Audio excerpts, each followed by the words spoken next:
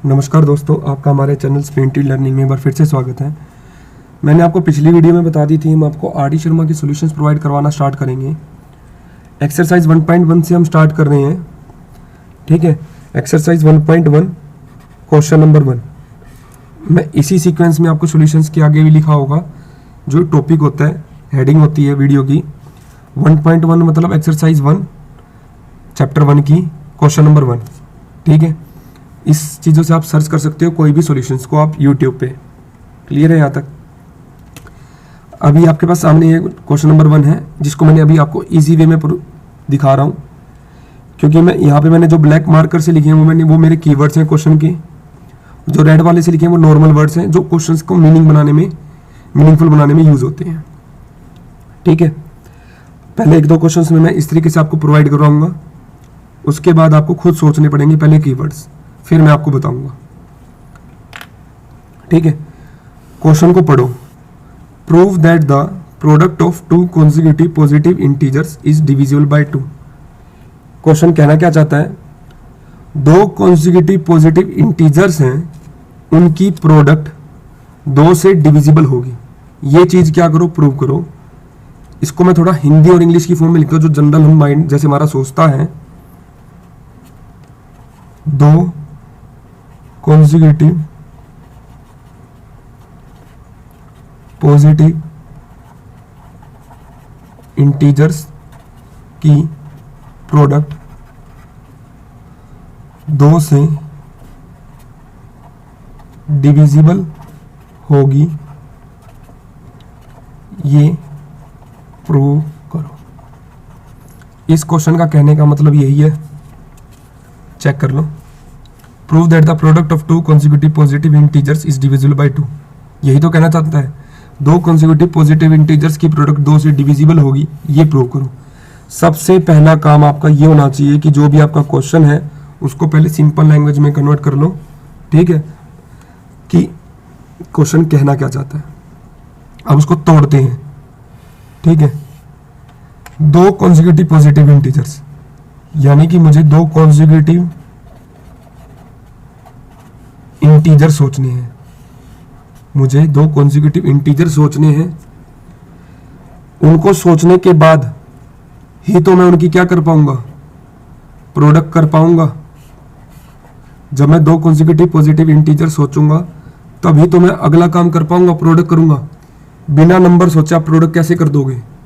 तो आपको सबसे पहला काम क्या है कि आपको दो कॉन्जिक्यूटिव इंटीजर सोचने हैं, फिर उनकी आपने क्या करनी है, प्रोडक्ट करनी है। तीसरा काम ये है कि वो डिविजिबल बाय 2 है, वो डिविजिबल बाय 2 है, ये हमें क्या करना है, चेक करना है। जो वो डिविजिबल बाय 2 है, ये चीज हमें क्या करनी है, चेक करनी है। पूरे क्वेश्चन का ये फ्लोइंग चार्ट है। क्वेश्चन में आपको इस तरीके से चलना है सॉल्यूशन के अंदर। ठीक है, कि सबसे पहले आपको कॉन्जिक्यूटिव नंबर्स ढूंढने हैं 2, क्योंकि यहाँ पे 2 नंबर्स की बात करिए। फिर उन्हें क्या करना है, प्रोडक्ट करनी है उनकी, क्वेश्चन के अकॉर्डिंग उनकी प्रोडक्ट करनी है। फिर आपने ये चेक करना है कि वो 2 से डिविजिबल है या नहीं है। ये आपका फ्लोइंग चार्ट है सॉल्यूशन का। ठीक है, इसी तरीके से आपने सॉल्यूशंस को लेकर चलना है। क्लियर है यहाँ तक? तो ये 2 काम होने चाहिए आपके। पहला काम, क्वेश्चन को सिंपल लैंग्वेज में कन्वर्ट करो। फिर जो भी क्वेश्चन है उसका एक फ्लोइंग चार्ट मन के अंदर, ठीक है, माइंड के अंदर इसको तैयार कर लो। यदि आपको माइंड के अंदर अभी तैयार नहीं हो रहा इनिशियल स्टेज पर, तो इसको जो भी आपकी आंसर शीट होती है, जो उसमें आपकी रफ साइड होती है ना, रफ साइड होती है जो, वहां पे इसको एक बार लिख लो, ताकि आपको क्लियर हो कि मुझे आंसर क्या लिखना है। ठीक है, किस वे में अपना आंसर को क्या लेकर चलना है। ठीक है, टाइम टू टाइम आप इसको माइंड में भी क्या कर सकते हो, मन में भी इसको तैयार कर सकते हो आगे। ठीक है, ये आपके स्टार्टिंग के 2 काम हो गए। अब आते हैं अपने सॉल्यूशन की तरफ। अब सॉल्यूशन की तरफ क्या आता है, मैंने आपको बताया कि सबसे पहले आपको बी सोचना होता है। सबसे पहले आपको क्या सोचना होता है, बी, क्योंकि इक्वली डिवीजन लेमा से आपने क्वेश्चंस करने हैं। आपने क्वेश्चन इक्वली डिवीजन लेमा से करने हैं, और इक्वली डिवीजन लेमा में सबसे पहले बी सोचा जाता है, और बी मतलब डिवाइजर। बी मतलब सबसे पहले डिवाइजर सोचा जाएगा कि हम यहाँ पर डिवाइड किससे कर रहे हैं, किससे करने की बात कर रहे हैं। तो आपके सामने क्वेश्चन है, तो आप मुझे खुद ही बताओ कि यहाँ पर इनडायरेक्ट वे में किससे डिवाइड करने की बात कर रहा है, या किससे डिवाइड करने वाली चीज को प्रूव करना है हमने। इनडायरेक्ट वे में दे रखा है यहाँ पर इस क्वेश्चन में, क्योंकि बी क्या होता है, डिवाइजर, और डिवाइजर क्या होता है, जो नंबर डिवाइड करेगा। ठीक है, अब यहां पर किस नंबर से डिवाइड करने वाली बात कर रहा है, हमें इस क्वेश्चन में ये प्रूव करना है ना कि 2 से डिवाइड करके दिखाओ कि ये होगा या नहीं होगा। तो इनडायरेक्ट वे में इस क्वेश्चन में बी कितना दे रखा है, 2। ठीक है, क्योंकि हमें ये चेक करना है कि जो भी प्रोडक्ट आएगी वो 2 से डिविजिबल होगी या नहीं होगी। तो ऑब्वियस ही बात है, हमें डिविजिबल बाय 2 चेक करना है।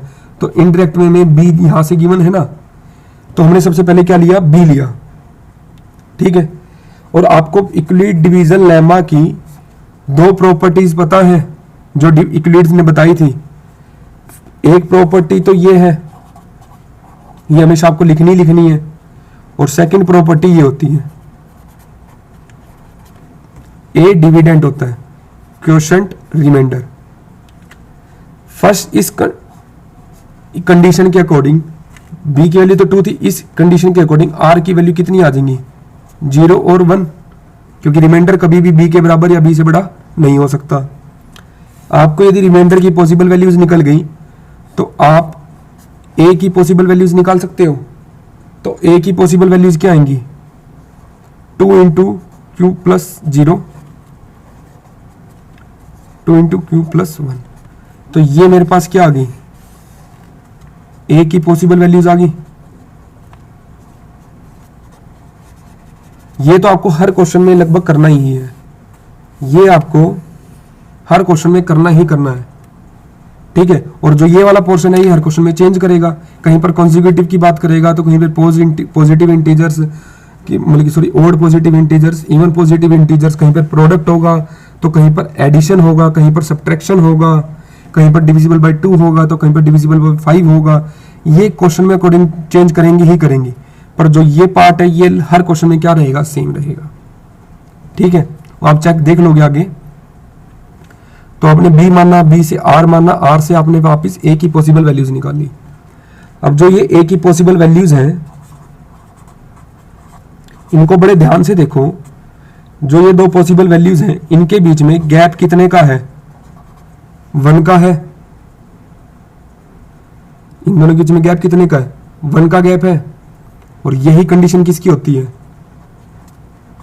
कॉन्जिक्यूटिव की। यही कंडीशन किसकी होती है, कॉन्जिक्यूटिव की।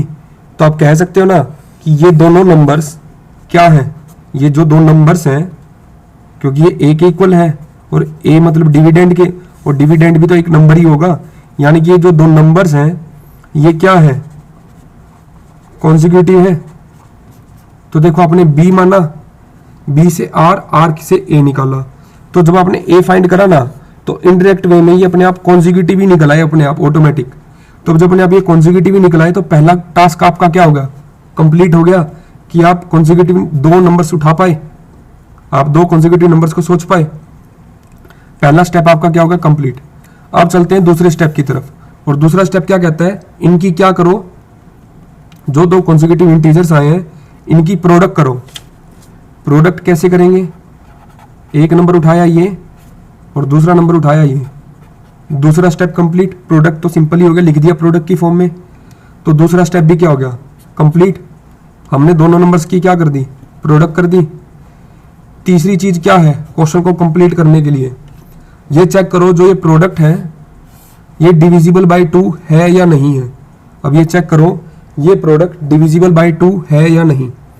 मैंने आपको पहले ही बताया था डिविजिबल को चेक करने का सिंपल सा तरीका क्या है, किसी से भी चेक कर रहे हो, यदि हम मान लेते हैं 2 से ही चेक करनी है तो करने का तरीका क्या है, जिस नंबर को भी आप चेक करना चाहते हो ना उसमें से यदि आप 2 क्या निकाल सकते हो, बाहर कॉमन निकाल सकते हो, और कॉमन निकालने के बाद 2 इंटू इंटीजर कुछ बचे तो आप कह सकते हो कि वो ये चीज़ 2 से क्या हो रही है, डिविजिबल हो रही है, क्योंकि ये 2 से डिविजिबल हो सकती है। यदि किसी में से 2 कॉमन ही नहीं आएगा तो वो 2 से डिविजिबल भी कैसे होगी, ये आपको कॉमन सेंस पता ही है। अब इसको हमने चेक करना है कि ये 2 से डिविजिबल है या नहीं। यहां पर तो ऑटोमेटिक ही 2 बाहर कॉमन है, इसमें से तो ऑटोमेटिक ही क्या 2 बाहर कॉमन है, तो इसको देखो ये 2 से चेक डिवाइड हो सकता है, नहीं हो सकता, करके देख लेते हैं। 2 से डिवाइड करा, हाँ भाई ये 2 से डिवाइड हो सकता है। ये क्या है, इंटीजर, और इंटीजर प्लस 1 एक और इंटीजर, और इंटीजर इंटू इंटीजर एक और इंटीजर, तो हुआ ना कि 2 से डिवाइड करने के बाद एक इंटीजर ही आया, तो यानी ये 2 से क्या है, डिविजिबल है, और ये 2 से डिविजिबल है, तो हमने कह दिया कि हमने सॉल्यूशन क्या कर दिया, प्रूव कर दिया, हेंस प्रूव। अब इसको मैं ओवरव्यू दे देता हूँ, ठीक है, क्योंकि पहली बार आप ये क्वेश्चन कर रहे हो, ठीक है। शॉर्ट फॉर्म में आपको सबसे पहले क्वेश्चन को क्या लिखना है, इजी फॉर्म में लिखना है कि क्वेश्चन कहना क्या चाहता है, ठीक है। फिर आपने एक फ्लो चार्ट बनाना है कीवर्ड्स को यूज करते हुए, कि जो कीवर्ड्स यूज हो रहे हैं उन फ्लो चार्ट को या तो आप माइंड में तैयार कर लो, यदि आप अभी इतने प्रिपेयर हो कि आप माइंड में तैयार कर सकते हो फ्लो चार्ट को तो ठीक है, नहीं तो एक बार आप क्या कर सकते हो, रफ साइड में बना लो, ठीक है, कि आपको क्वेश्चन को प्रोसीड कैसे करना है, क्योंकि आपको एक रफ आइडिया लग जाएगा कि मुझे क्वेश्चन को इस तरीके से क्या करना है, सोल्व करना है, ठीक है। फिर हम आगे करते हैं।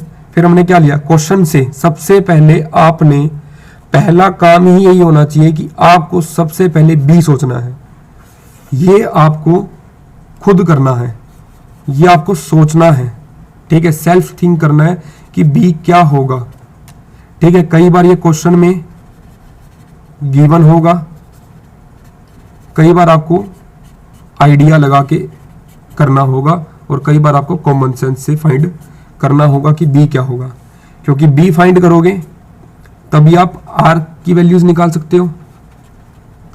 फिर आपने आर की पॉसिबल वैल्यूज निकालनी है, फिर आपने ए की पॉसिबल वैल्यूज निकालनी है।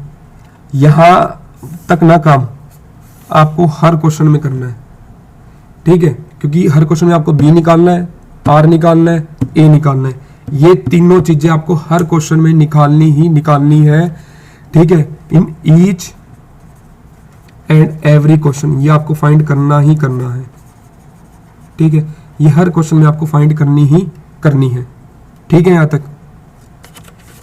फिर उसके बाद जो भी आपको क्वेश्चन टू क्वेश्चन वेरी होंगी, क्योंकि हर क्वेश्चन अलग होगा, हर क्वेश्चन में कुछ अलग चीजें गिवन होंगी, हर क्वेश्चन में कुछ ना कुछ अलग चीज फाइंड करनी होगी, प्रूव करनी होगी, वो तो क्वेश्चन टू क्वेश्चन वेरी होगा, ठीक है। पर इस क्वेश्चन के अकॉर्डिंग आपने क्या करा, बी को 2 माना था, आर की वैल्यू 0 और 1 आई, ए की वैल्यू ये 2 आई, ए की वैल्यू। अब आपने इनको बड़े ध्यान से देखा तो ये दोनों आपस में क्या है, कॉन्जिक्यूटिव है, ये आपसी में क्या है, कॉन्जिक्यूटिव है। क्यों, क्योंकि इनके बीच में गैप कितने का है, 1 का है, क्योंकि जिनके बीच में गैप 1 का होता है वो क्या होते हैं, कॉन्जिक्यूटिव, और इन्हीं की तो हमें जरूरत थी कॉन्जिक्यूटिव नंबर्स की। फिर आपने इनकी क्या करनी है, प्रोडक्ट, फिर आपने इनका प्रोडक्ट करा, सेकंड स्टेप कंप्लीट। प्रोडक्ट करने के बाद आपने चेक करना कि ये 2 से डिवाइड हो रहे हैं या नहीं हो रहा। आपने जब इनको 2 से डिवाइड करा, चेक कर रहा हूं मैं कि ये डिविजिबल बाय 2 है या नहीं, तो मैंने इसको 2 से डिवाइड करा, डिवाइड करने के बाद ये बचा कुछ। अब ये जो चीज बची है ये क्या है, इंटीजर ही है घूम फिर के। जब मैं किसी नंबर को डिवाइड करता हूं, जब मैंने न्यूमरेटर को डिनोमिनेटर से डिवाइड करा तो हुआ क्या कि एक इंटीजर बचा, तो मैं कह सकता हूं कि ये वाला नंबर इसको क्या कर रहा है, कंप्लीट डिवाइड कर रहा है। क्यों, ये इंटीजर, ये भी इंटीजर, इंटीजर इंटू इंटीजर एक और नया इंटीजर आ जाएगा, ठीक है। तो यहां से मैं कह सकता हूं कि मैंने सॉल्यूशन को अच्छे से क्या कर लिया है, समझ लिया है, ठीक है, कि सॉल्यूशंस को आपने अच्छे से समझ के चलना है, ठीक है। अब हम अगले क्वेश्चन में मिलेंगे जो क्वेश्चन नंबर 2 होगा हमारा।